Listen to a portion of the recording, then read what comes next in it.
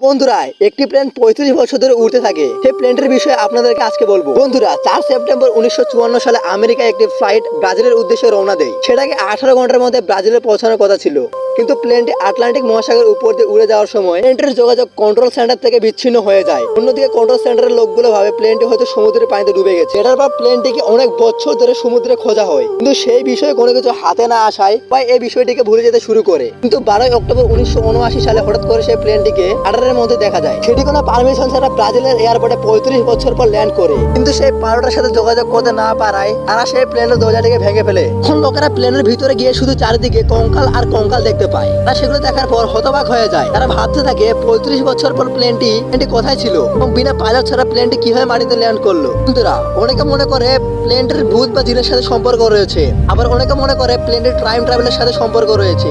বন্ধুরা, আপনারা কি মনে করেন কমেন্ট করে জানাবেন। ভিডিওটি ভালো লাগলে চ্যানেলটিকে সাবস্ক্রাইব